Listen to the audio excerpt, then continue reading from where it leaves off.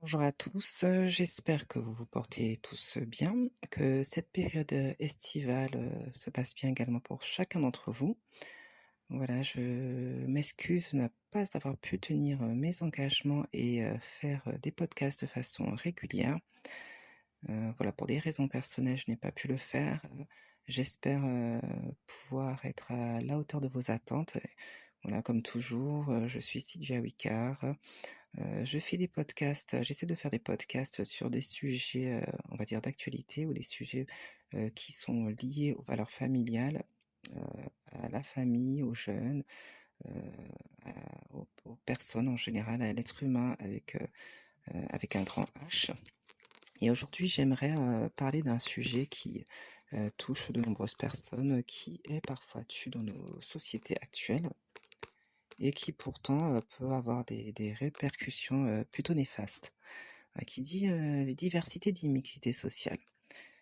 Nous vivons tous dans une société, dite multiculturelle pour la plupart et dans notre quotidien, nous avons coutume de côtoyer des personnes, qui sont, de façon régulière, des personnes qui sont issues de milieux sociaux divers, d'origine ethnique, de couleurs de peau différents et nous sommes également entourés de personnes avec des cursus scolaires professionnels variés et avec un tempérament, une éducation qui leur sont propres. Nous entendons de plus en plus parler de mixité sociale. En effet, selon le dictionnaire, il s'agit de cette notion plutôt floue, j'ai envie de dire, qui désigne la cohabitation dans un même lieu de personnes, issues de milieux sociaux différents et qui favorise l'hétérogénéité à l'échelle d'un quartier ou d'une communauté. Voilà. En effet, c'est, cette volonté, j'ai envie de dire, de la part de nombreuses sociétés occidentales de favoriser la diversité, de créer du lien ou, une certaine unité afin de réduire les inégalités sociales. C'est une très bonne initiative, mais est-ce que cela fonctionne? Qu'en est-il réellement, concrètement? Est-ce que nous pouvons réellement aspirer à tous vivre en harmonie les uns avec les autres, en dépit de nos antécédents, de nos différences sociales, ethniques ou culturelles? Eh ben malheureusement, malgré toute bonne tentative de nos gouvernements, j'ai envie de dire, nous sommes encore bien loin de cette société équilibrée que nous désirons tous. Ce monde sans guerre dans lequel nous pourrions tous vivre en liberté sans distinction de race, de couche sociale.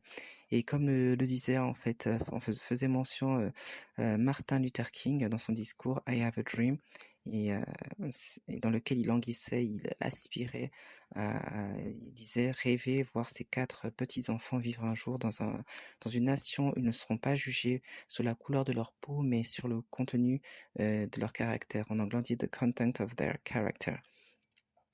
Et je dois avouer que nous avons tous rêvé, honnêtement, nous avons tous rêvé de cette société-là, de cette société vraiment où il y a, il y a une distinction, il n'y a plus de, il y a, enfin, abstraction de la couleur de peau, abstraction, en fait, je veux dire, des origines ethniques, où de nombreuses personnes puissent vivre vraiment en paix, Heu et heu et vraiment c'est cette société à laquelle nous aspirons tous vraiment et nous rêvons tous d'avoir cette sensibilité vraiment et nous sommes pardon, excusez-moi, j'ai envie de dire aujourd'hui, malheureusement ce n'est pas le cas et plusieurs d'entre nous sommes sensibles à face à aux injustices dont font l'objet de nombreuses personnes, notamment face aux discriminations de tout genre.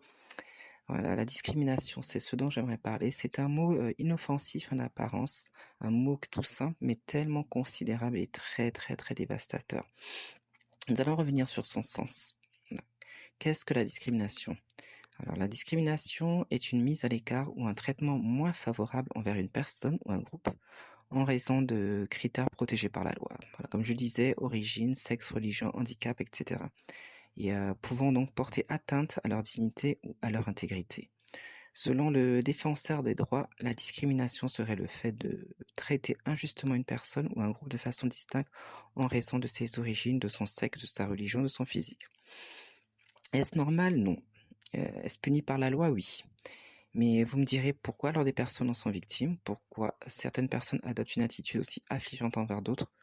C'est la question que plusieurs d'entre nous peuvent se poser régulièrement et malheureusement nous sommes plusieurs à avoir déjà été victimes de comportements ou propos, excusez-moi, inappropriés, voire discriminatoires.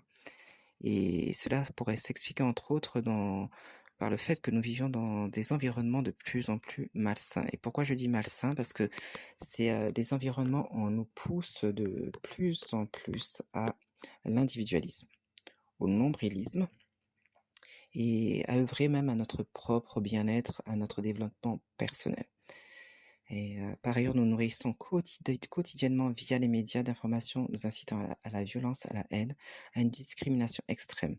Et tout ceci nous pousse à davantage à mépriser notre prochain, à mépriser, à même nous bloque même et nous pousse à être à ne pas être sociable, à détester les personnes et à vivre comme des moines reclus.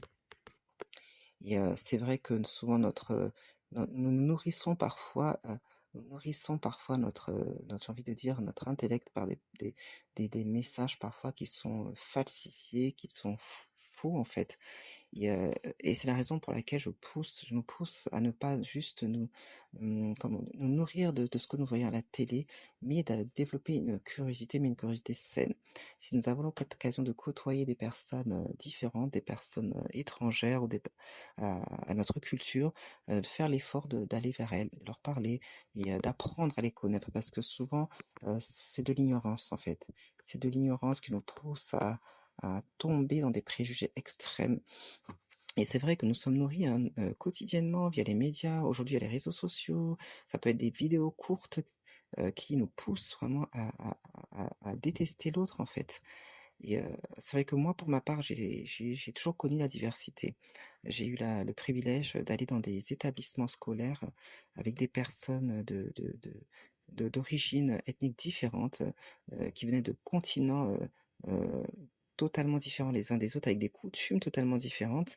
Mais j'ai toujours eu plaisir à vouloir apprendre en fait, de ces personnes-là, parce que je me dis que c'est une richesse. La diversité, c'est une richesse.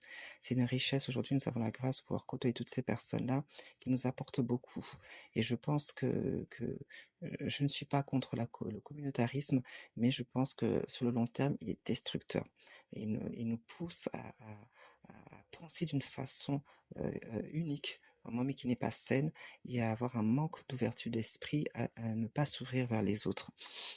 Et aujourd'hui, nous pouvons observer ce type de discrimination dans les établissements scolaires, discrimination vraiment dont souffrent des personnes de la part de leurs professeurs.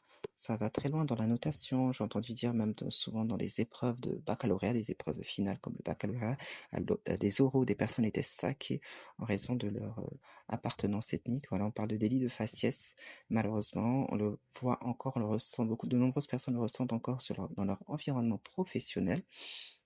Et même, j'ai envie de dire encore, des personnes lorsqu'elles, vont faire des candidatures pour des emplois, peuvent avoir des bonnes compétences, peuvent avoir des bons diplômes, mais en raison de leur origine ethnique reléguées au second plan ou écartées, et c'est vraiment dommage.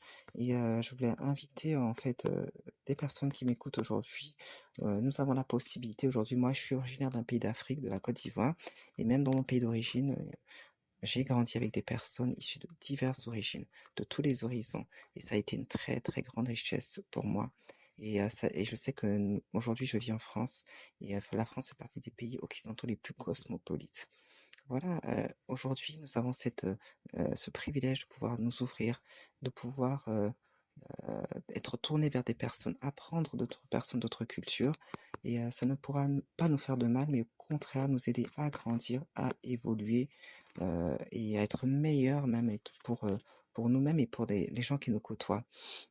Donc, c'est ce petit audio que je voulais faire aujourd'hui pour encourager une personne qui n'ose pas, aller vers une autre communauté, à cause de préjugés, par peur, également, mais, à s'ouvrir à d'autres personnes. Et si tu es un jeune, tu es encore jeune, voilà, n'hésite pas à le faire. Ne te fie pas à ce qui est dit à la télé ou sur les réseaux sociaux, mais exerce ton propre jugement. C'est important d'apprendre à exercer son propre jugement, exercer son propre discernement.